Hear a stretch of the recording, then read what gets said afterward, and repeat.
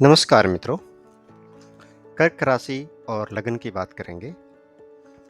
तो अगर आपकी कर्क राशि या लग्न है तो आपकी कुंडली कुछ इस प्रकार दिखेगी। पहले घर में 4 लिखा होगा, जो ये पहला घर है।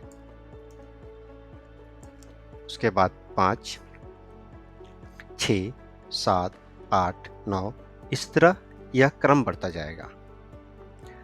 ज्योतिष में 12 भाव होते हैं। उसमें से पहला भाव, जो कि ये पहला भाव है, यह भाव हमेशा यहीं पर होता है और यहाँ से गिनती शुरू होती है। हम घड़ी की उल्टी दिशा अर्थात एंटी क्लॉकवाइज में गिनती करते हैं। तो यहाँ पहला और यहाँ 12वां, ये 12 नंबर भाव होता है। आगे बढ़ते हैं। अब ज्योतिष में हम जानते हैं कि 9 ग्रह होते हैं: सूर्य, चंद्र, मंगल, बुध, गुरु, शुक्र, शनि, राहु, केतु।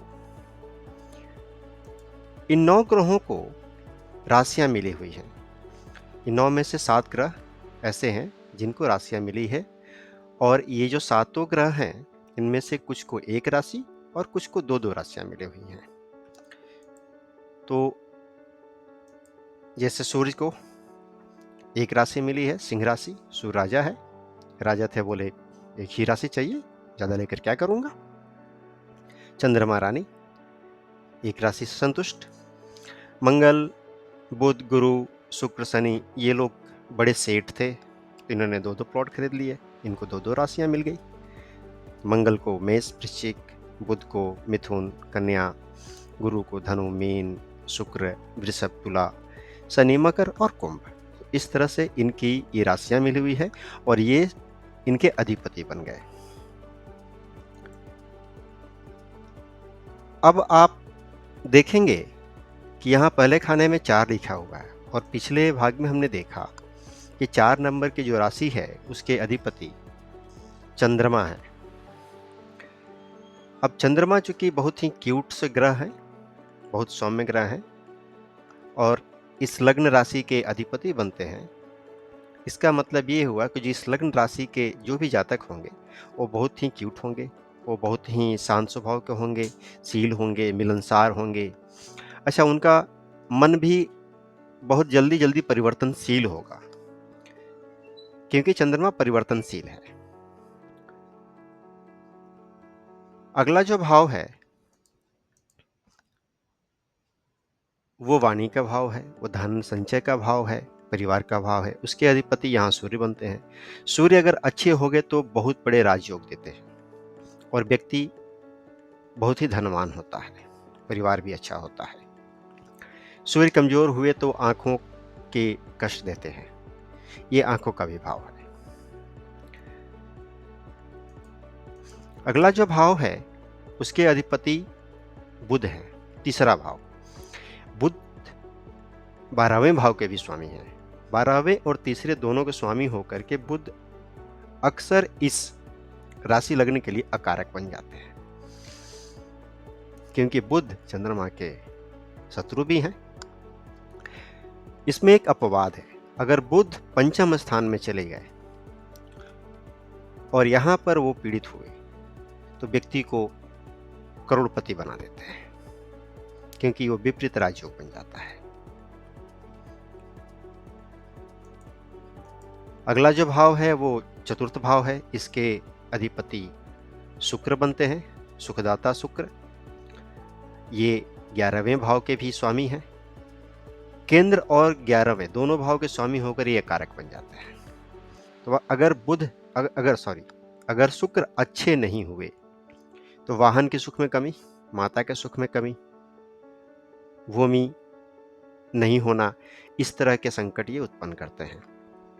अगर शुक्र अच्छे हुए तो वाहन सुख और भवन सुख देते हैं।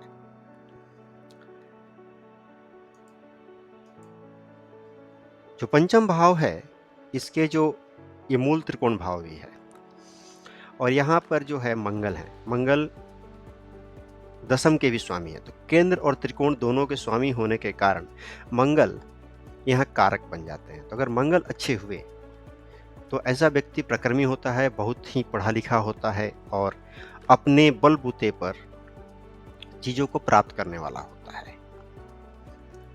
जहाँ भी वो काम करता है वहाँ उसका आधिपत्य होता है, लोग उसकी बातों को मानते हैं, क्योंकि मंगल सेनापति है, मंगल अथॉरिटी है, मंगल चीज़ों को मनवाना जानता है।